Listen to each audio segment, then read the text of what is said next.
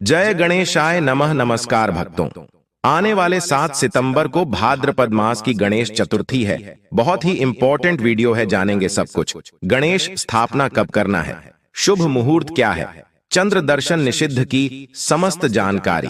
मैं आपको बता दूं कि सबसे जल्दी में जल्दी किसी को प्रसन्न करना हो तो गणेश जी को कर सकते हैं। जी हाँ, मैं काल्पनिक बातें नहीं बताता। जैसे गणेश जी का मंत्र यदि सिद्ध करना हो किसी को तो 1 साल में सिद्ध हो जाता है। अब जैसे गणेश जी का बीज मंत्र है, उसको सिद्ध करना हो तो उसको 1 लाख बार जप करने पर सिद्ध हो जाता है। इतना सरल है गणेश जी की सिद्धि पाना, गणेश जी को प्रसन्न करना।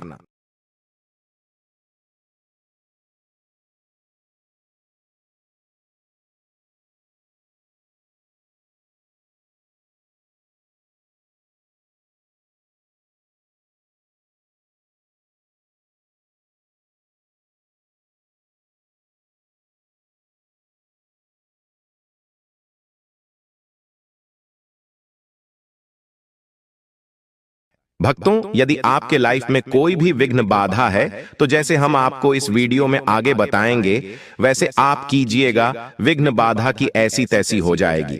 भक्तों, कितनी भी मनहूसियत से क्यों न घेरे हो, गणेश जी की उपासना अब शुरू कीजिए। मनहूसियत दुम दबाकर भाग उठेगी।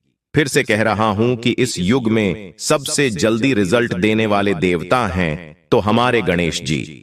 हम अपने पोस्टों के द्वारा आप लोगों को प्रेरित करता रहता हूं कि आप हर महीने आने वाले गणेश चतुर्थी का व्रत उपवास किया करें। आपकी भाग्य की रेखाएं बदल जाएंगे। गणेश चतुर्थी का व्रत साधारण नहीं, आपको रिजल्ट तुरंत देगा। चलो भक्तों, अब मुद्दे पर आते हैं कि गणेश चतुर्थी 7 सितंबर को है। आपकी जानकारी के लिए बता दूं कि महीने में 2 गणेश चतुर्थी होती है। एक संकष्टी चतुर्थी होती है जो कृष्ण पक्ष की, और दूसरी होती है विनायक चतुर्थी। यह शुक्ल पक्ष की 7 तारीख वाले शुक्ल पक्ष की विनायक चतुर्थी है। अब देखिए, जो संकष्टी चतुर्थी होती है उसमें रात में पूजन होता है और उसके अंदर चंद्रमा का दर्शन करने का विधान है। लेकिन जो विनायक चतुर्थी है उसमें गणेश जी का पूजन दोपहर में किया जाता है। तो जो आने वाले गणेश चतुर्थी है 7 तारीख को, यह विनायक चतुर्थी है। तो भक्तों, इसमें पूजन दोपहर में होगा। इस दिन गणेश जी की पूजा होती है बड़े विधि विधान से और लोग गणेश उत्सव मनाते हैं, गणेश जी की स्थापना करते हैं। इस दिन गणेश पूजन का शुभ मुहूर्त रहेगा 7 सितंबर। पूजा का शुभ मुहूर्त 11:03 से 1:34 तक, कुल मिलाकर 2 से 2.5 घंटे का समय है। इसके अंदर ही आपको जप करना है तो जप कर सकते हैं। गणेश जी का पूजन करना है, गणेश जी के लिए हवन करना है, गणेश जी को स्नान करवाना है, सब इस योग में आपको करना है। भक्तों, महाराष्ट्र के लिए पूजन का समय रहेगा सुबह 11 से 1:50 तक, राजस्थान में 11 से 1:40 तक, यूपी में 10:39 से 1:19 तक, गुजरात में 11:23 से 1:52 तक, मध्य प्रदेश में 11:03 से 1:33 तक, बिहार में 10:32 से 1:02 तक। तो यह अवधि जहां भी है पूरे भारत भर में यह 2.5 घंटे की अवधि है। इसके अंदर ही आपको पूजा पाठ करना है। इस दिन लोग गणेशोत्सव के निमित्त गणपति जी की मूर्ति घर ले आते हैं, उसका पूजन करते हैं, विधिवत स्थापना करते हैं। अब एक बात और जानकारी में दूंगा आपको कि आप मूर्ति पहले से घर में लाकर रख सकते हैं, लेकिन मूर्ति का मुख ढककर रखें।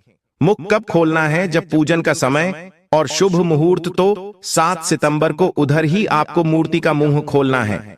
मूर्ति के पूजन और स्थापना इसी समय में आपको करना है। अब सबसे महत्वपूर्ण बात जो आप सभी को इस दिन करना ही है, जी हां, मैं जोर देकर कह रहा हूं, जो लोग यह वीडियो देख रहे हैं, यह सुन रहे हैं, उनको अपना मानकर कह रहा हूं।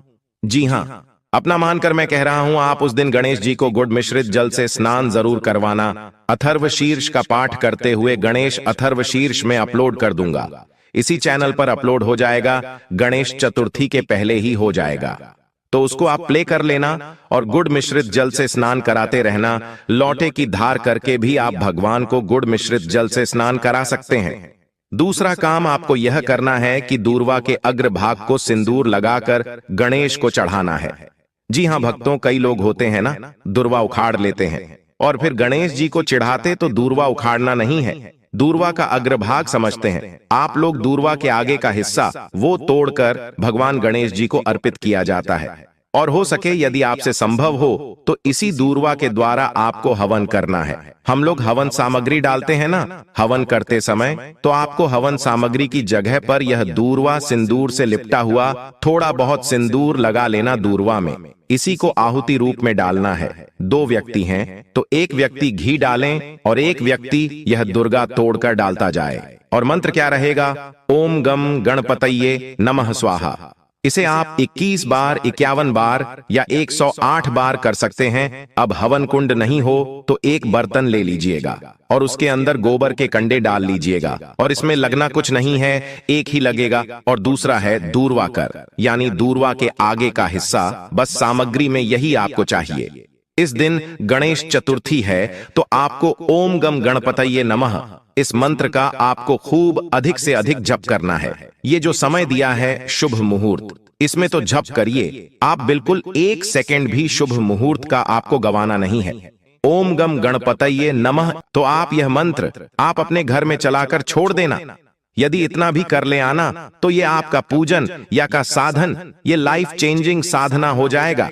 गणेश जी के साधना बहुत ही शीघ्र फलित होती है, विश्वास कीजिए। और जो पहले मैंने प्रयोग बताया, आपको गुड़ मिश्रित जल से स्नान करवाने का, भगवान को तो आप लोग गणेश चतुर्थी के दिन तो करना है, लेकिन मैं कहता हूं आप लोग इसे रोज करना, आपकी समस्त विघ्न बाधाओं का ऐसे ही नाश हो जाएगा। अन्य कोई प्रयत्न करने की आवश्यकता नहीं है, और यह लाभ सभी को होगा जो लोग करेंगे इसको। स्त्रियां भी कर सकती हैं, पुरुष भी कर सकते हैं, कुंवारी कन्याएं भी कर सकती हैं, विवाहिता महिलाएं भी कर सकती हैं। जो भी करना चाहे वे इस प्रयोग को जरूर कर सकते हैं। अब भक्तों आते हैं चंद्र दर्शन के टॉपिक पर। चंद्र दर्शन 2 दिन निषिद्ध रहेगा, 6 और 7 सितंबर को।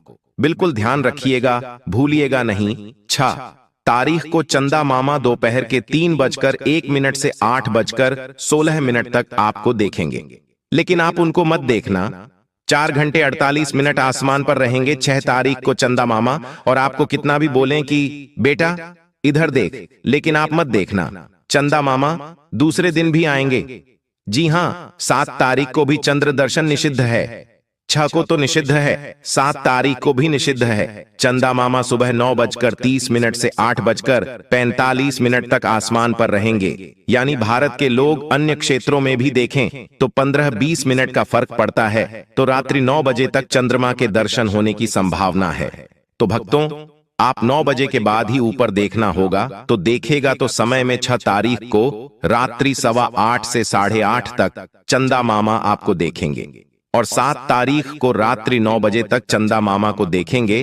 तो आप लोग सावधान रहना, चंद्रमा के दर्शन बिल्कुल मत करना। भगवान श्री कृष्ण पर स्यमंतक मणि की चोरी का आरोप लगा था। तब नारद जी ने उन्हें बताया कि भगवान श्री कृष्ण ने भाद्रपद शुक्ल चतुर्थी के दिन चंद्रमा को देखा था, जिसकी वजह से उन्हें मिथ्या दोष का श्राप लगा है। नारद जी ने भगवान श्री कृष्ण को आगे बतलाते हुए कहा कि भगवान गणेश ने चंद्रदेव को श्राप दिया था कि जो व्यक्ति भाद्र शुक्ल चतुर्थी के दौरान चंद्र के दर्शन करेगा वह मिथ्या दोष से अभिशापित हो जाएगा और समाज में झूठे आरोप से कलंकित हो जाएगा।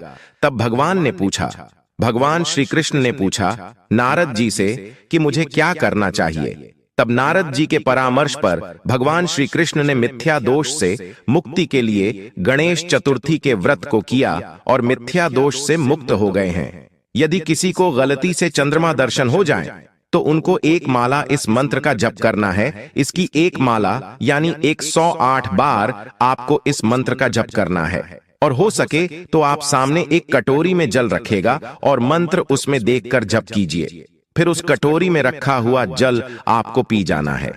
भागवत में तक मरने की चोरी की कथा है, आप पढ़ लेना, इससे चंद्र दर्शन का दोष दूर हो जाता है। समर्थक मरने के चोरी की कथा भी मैं इसी चैनल पर अपलोड कर दूंगा। सारे वीडियोस में गणेश चतुर्थी के पहले ही अपलोड कर दूंगा, तो आप लोग इस चैनल के संपर्क में रहिएगा, देखते रहिएगा। मणि के चोरी की कथा है, सभी को सुननी चाहिए। यह विशेष करके भाद्रपद वाले गणेश चतुर्थी पर जिन्होंने चंद्र दर्शन किया हो उनको तो सुनना ही है, जिन्होंने नहीं किया हो उनको भी यह समय मणि वाली कथाएं जरूर सुननी चाहिए। भक्तों, अपनी मनचाही इच्छा को पूरी करने के लिए गणेश चतुर्थी का दिन बहुत ही अच्छा माना जाता है। भाद्रपद माह की चतुर्थी तिथि पर सुबह स्नान करने के बाद गुड़ की छोटी छोटी 21 गोलियां बनाएं। इसे पूजा के समय भगवान गणेश को अर्पित करें। इस टोटके को करने से जातक की सभी मनचाही इच्छा